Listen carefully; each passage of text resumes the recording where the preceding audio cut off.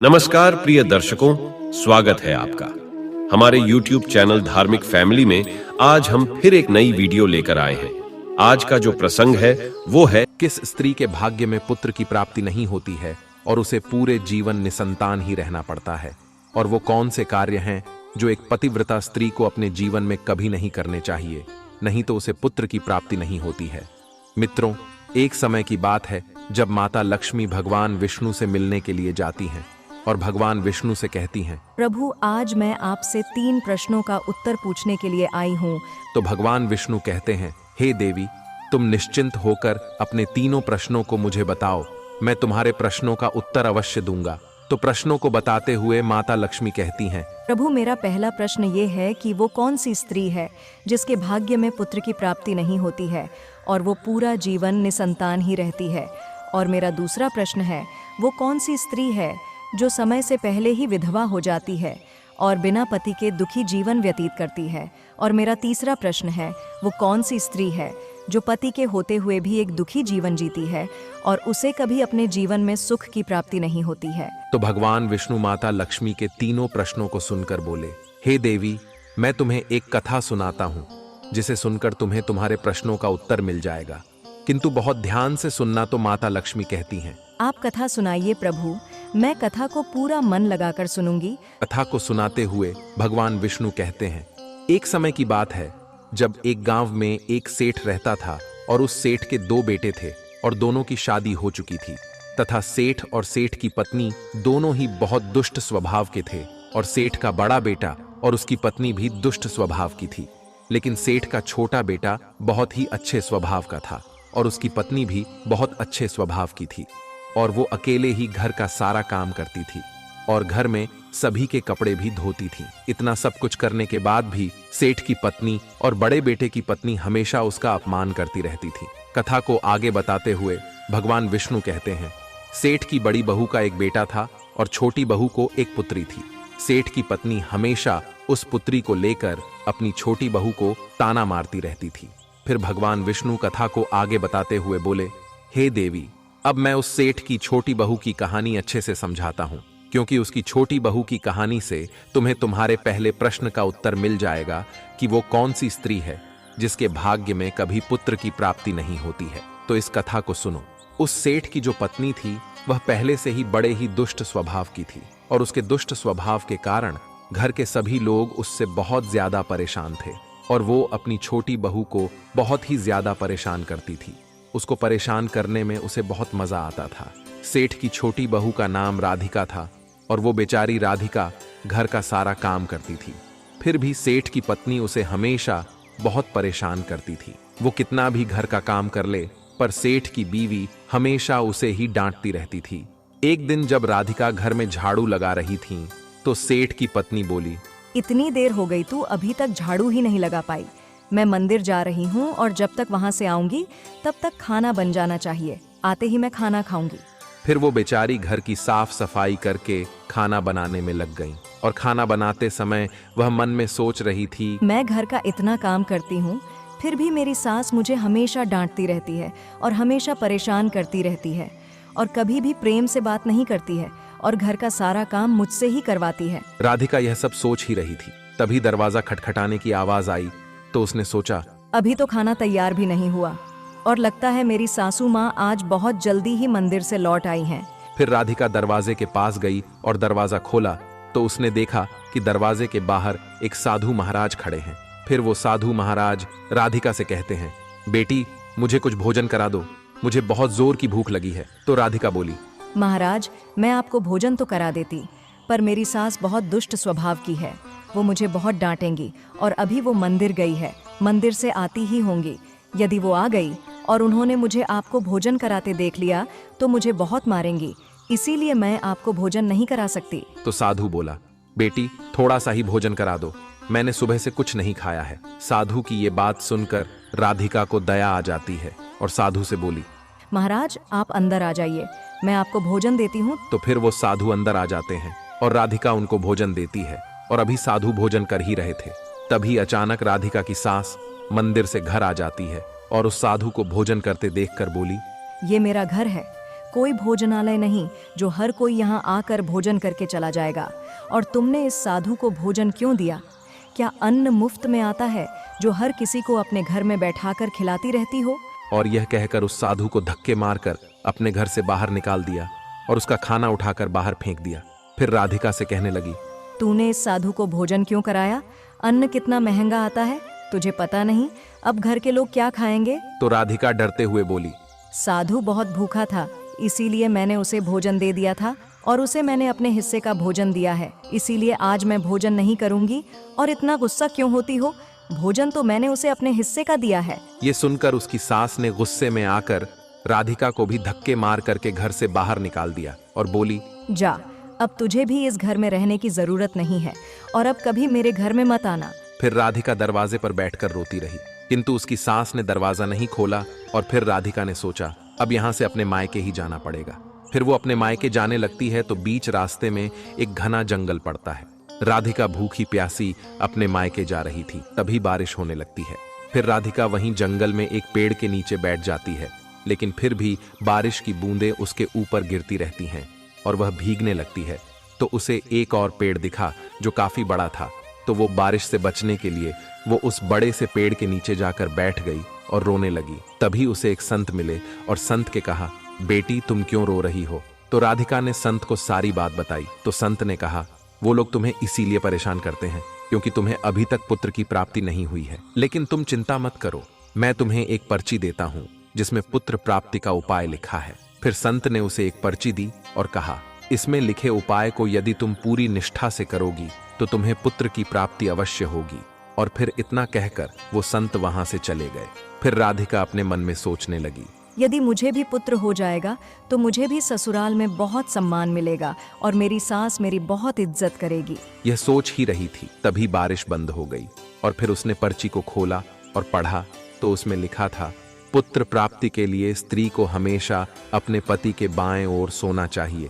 और पर्ची में आगे लिखा था कि मासिक धर्म शुरू होने के प्रथम 4 दिवस में स्त्री और पुरुष के मिलन से पुरुष रोग प्राप्ति होता है, इसीलिए मासिक धर्म के प्रथम 4 दिन पति पत्नी को मिलन नहीं करना चाहिए तथा मासिक धर्म के 5वें दिन मिलन से कन्या की प्राप्ति होती है और 6ठे दिन मिलन से पुत्र की प्राप्ति होती है और 7वें दिन मिलन से बंध्या पुत्री होती है तथा मासिक धर्म की 10वीं रात्रि में मिलन करने से अति श्रेष्ठ पुत्र की प्राप्ति होती है। और फिर उस पर्ची में लिखी सारी बातें पढ़कर राधिका अपने मन में सोचने लगी, अब मैं इसी जंगल में रहूंगी। फिर वो जंगल में ही कुटिया बनाकर रहने लगी और फिर उसका पति उसे ढूंढते हुए उसी जंगल में राधिका के पास पहुंचा और उससे कहा, तुम घर चलो।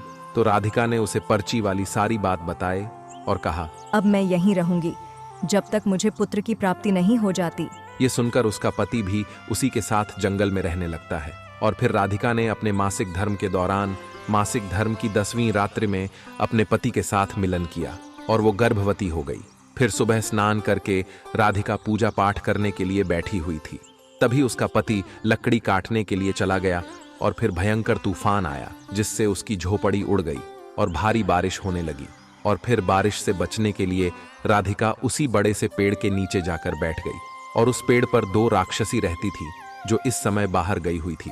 और थोड़ी ही देर बाद वो दोनों राक्षसी पेड़ पर आकर बैठ गई और उसी पेड़ के नीचे राधिका बैठी थी। फिर वो राक्षसी आपस में कहने लगी, चलो सोने के टापू पर चलते हैं। तो दूसरी कहने लगी, पर चलेंगे कैसे? तो पहली राक्षसी बोली, इसमें कौन सी बड़ी बात है, इस पेड़ को अभी उड़ा देती हूँ, इसी से चलेंगे। इतना कहकर वो दोनों राक्षसी उस पेड़ पर बैठकर सोने के टापू की तरफ निकल लेती हैं और उसी पेड़ के नीचे पेड़ की जड़ पर राधिका भी बैठी थी, इसीलिए साथ में वो भी उड़ने लगती है। किंतु राक्षसी को ये बात नहीं पता होती है कि इसी पेड़ के नीचे एक औरत भी है। फिर कुछ ही देर में वो दोनों राक्षसी सोने के टापू पर पहुंच जाती हैं और फिर दोनों राक्षसी को भूख लगी तो वो दोनों पेड़ से उतरकर शिकार करने के लिए चली गई। फिर राधिका पेड़ की जड़ से उतरकर जब सोने के टापू पर पैर रखा तो उसने देखा यहाँ तो सब सोना ही सोना है। तो वह जल्दी जल्दी सोने को अपनी साड़ी के आंचल में भरने लगी और जितना सोना भर सकती थी उतना भर लिया और फिर दोबारा से उसी पेड़ की जड़ पर जाकर बैठ गई। फिर कुछ देर बाद दोनों राक्षसी शिकार करके वापस आ गई और फिर पेड़ के ऊपर बैठ गई और फिर दोनों आपस में कहने लगी, चलो अब यहाँ से चलते हैं। और फिर कुछ ही देर में वो दोनों पेड़ को लेकर वहीं पर पहुंच गई। फिर राधिका तब तक पेड़ की जड़ पर ही चुपचाप बैठी रही जब तक वो दोनों राक्षसी वहां से चली नहीं गई। फिर भगवान विष्णु कहानी को आगे बताते हुए माता लक्ष्मी से कहते हैं, अब कहानी को ध्यान से सुनना, क्योंकि यहीं से आपको पता चलेगा कि किस स्त्री के भाग्य में पुत्र की प्राप्ति नहीं होती है। तो माता लक्ष्मी कहती हैं, जी प्रभु।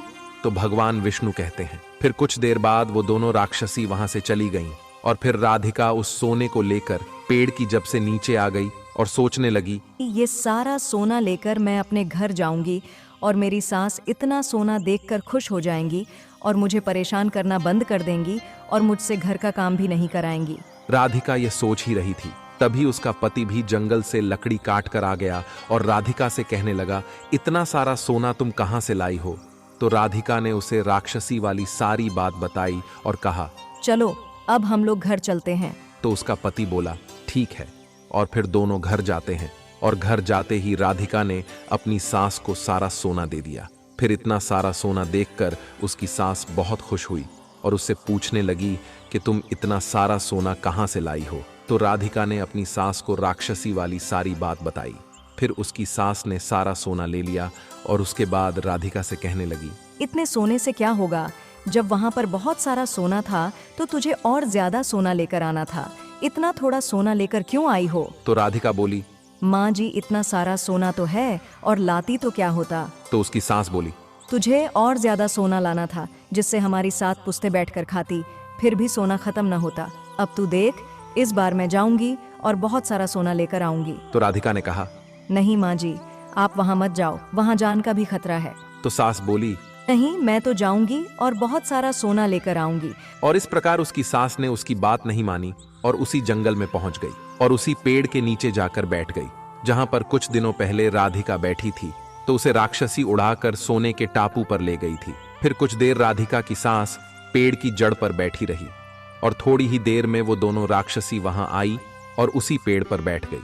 फिर एक राक्षसी कहने लगी, आज सोने के टापू पर नहीं बल्कि आज नदी के किनारे चलते हैं, वहाँ पर मछलियाँ खाएंगे। और इतना कहकर पेड़ को लेकर नदी की तरफ चल देती है। अभी उसकी सास एकदम से बोल पड़ी, तुम दोनों पेड़ को सोना के टापू पर लेकर क्यों नहीं जा रही हो? तभी उन दोनों की नजर उसकी सास पर पड़ी और उसकी सास सोचने लगी, ये मैंने क्या बोल दिया? अब तो ये राक्षसी जान जाएंगी कि इस पेड़ पर कोई और भी है। फिर वो दोनों ने देखा कि इस पर तो एक स्त्री बैठी है। तो दोनों ने पेड़ को बहुत जोर से हिलाया, जिसके कारण उसकी सास पेड़ से नीचे गिर गई और उसकी मौत हो गई। उसके बाद जब उसके घर वालों को उसकी मौत का पता चला तो सभी लोग वहां पर पहुंच गए और राधिका कहने लगी, मैंने सासू माँ को समझाया था कि वहाँ मत जाओ, फिर भी वो वहाँ पर सोने के लालच में चली गई। अब इनके लालच का फल इन्हें मिल गया। मित्रों, कहानी को आगे बताते हुए भगवान विष्णु कहते हैं, इस तरह उसकी सास की मौत हो गई, इसीलिए हमें लालच नहीं करना चाहिए। और फिर कुछ समय के बाद राधिका को एक पुत्र हुआ और पुत्र प्राप्ति के बाद राधिका बहुत खुश थी और उसने अपने घर में एक दावत रखी जिसमें उसने बहुत से पंडितों और संत महात्माओं को अपने घर पर भोजन कराया। फिर भोजन करके सभी संत महात्माओं ने उसको बहुत आशीर्वाद दिया।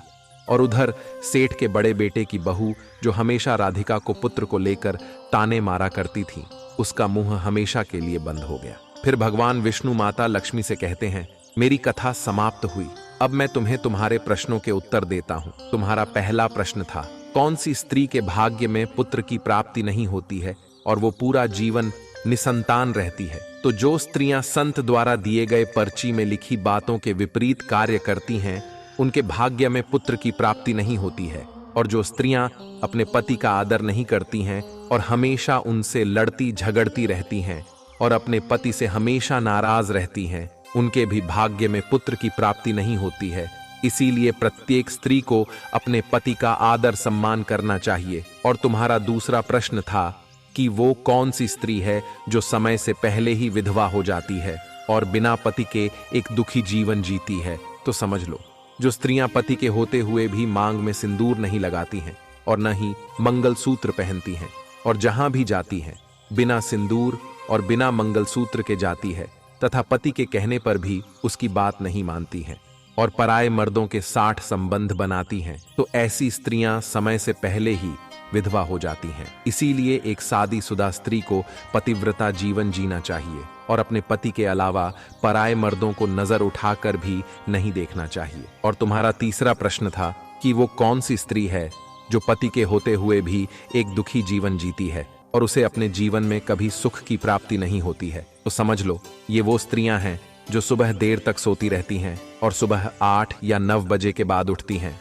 और बिना स्नान किए ही भोजन बना देती हैं और पूजा पाठ भी नहीं करती हैं, और कहीं भी जाना होता है तो अपने पति की बिना आज्ञा के चली जाती हैं, पति के मना करने पर भी नहीं मानती हैं, पति की एक भी बात नहीं मानती हैं। तो ऐसी स्त्रियों के जीवन में कभी सुख की प्राप्ति नहीं होती है और हमेशा दुखी जीवन जीती है। इसीलिए एक पतिव्रता स्त्री को हेमशाह चरित्रवान रहना चाहिए और प्रातः काल में उठकर स्नान आदि करके पूजा पाठ करके फिर भोजन तैयार करना चाहिए, जिससे कि घर में सुख शांति आती है।